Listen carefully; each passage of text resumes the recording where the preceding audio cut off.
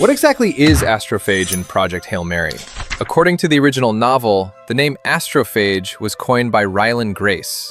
It's a combination of two roots, astro, meaning star, and phage, meaning eater, derived from the ancient Greek phagion, which literally means to eat or devour.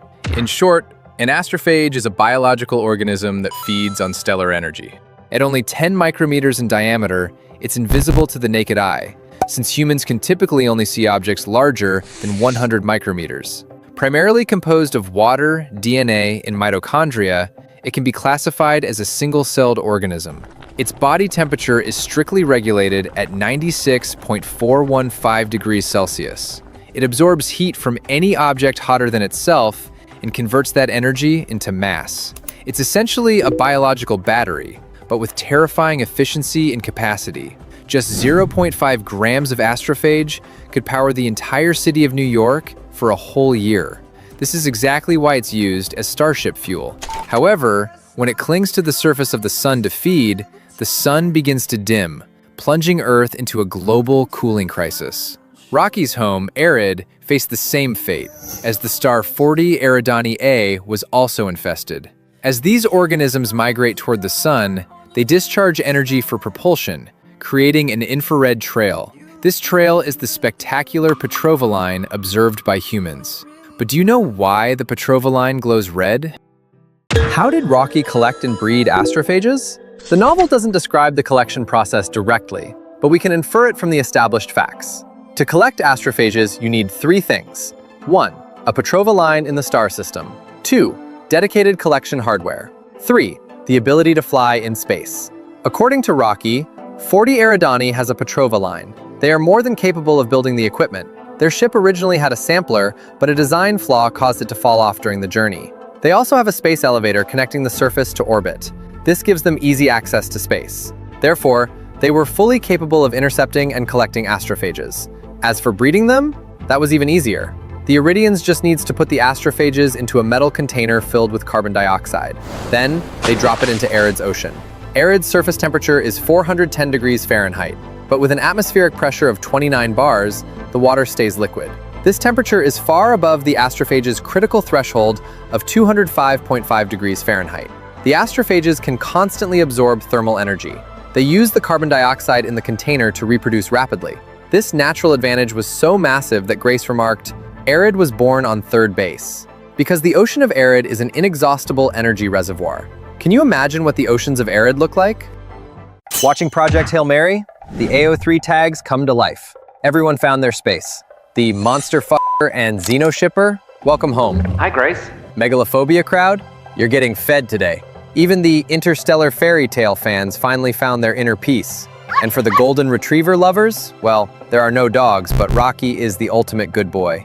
Even the pathetic wet cat Ryan Gosling stands. If you exist, this is for you. Got mommy issues? Congrats, you found your mother. After seeing Sandra Hüller as Eva Strott singing Sign of the Times, who wouldn't look at her and scream, "Mommy, pretty please, use me as your lab rat." Somewhere far away from here. And here's the best part. There's almost zero heterosexuality in this movie. No forced romance between the leads, just some no-strings-attached tension among the crew. The asexual community? You finally found your sanctuary. But what's the greatest thing about Project Hail Mary? For a 21st century sci-fi film, it's refreshingly free of large language models. Even the ship's voice system has the IQ of a computer from the 90s. It doesn't get human speech, and it definitely can't take a joke. Rocky is way funnier than that thing. In a world where the internet is drowning in AI-generated trash, Project Hail Mary is a godsend. It wasn't poisoned by large language models, nor was it suffocated by that cheap, soulless CGI slop that's been blinding us lately. No plastic-looking VFX here, just pure, tangible sci-fi bliss. And that is absolute perfection. How do Rocky's species, Iridians, have offspring? In the Project Hail Mary film, Rocky isn't just a genius engineer, he's also a deeply devoted partner. Grace named Rocky's mate Adrian based on the Iridian pronunciation. However, in their dictionary, there is no distinction between husband and wife. According to the novel, they are both male and female. I mean, how amazing is that? I can't wait to become an Iridian myself. They practice lifelong monogamy. When he met Grace, Rocky was 291 Earth years old. Since the average Iridian lifespan is about 689 Earth years, he is currently in his prime. Before Grace arrived, Rocky had spent 46 Earth years alone in the Tau Ceti system, searching for a way to save his home planet. That's equivalent to being separated from his partner for 397 Iridian years.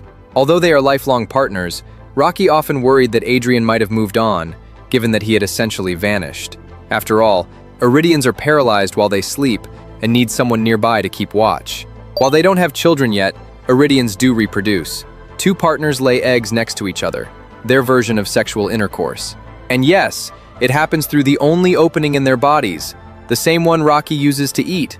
A certain interaction occurs between the two eggs, where one absorbs the other, eventually leaving a single viable egg. It hatches within 1 Iridian year, which is about 42 Earth days. As we see in the end, Grace eventually becomes a teacher to the Iridian young. So what do you think? Are they adorable?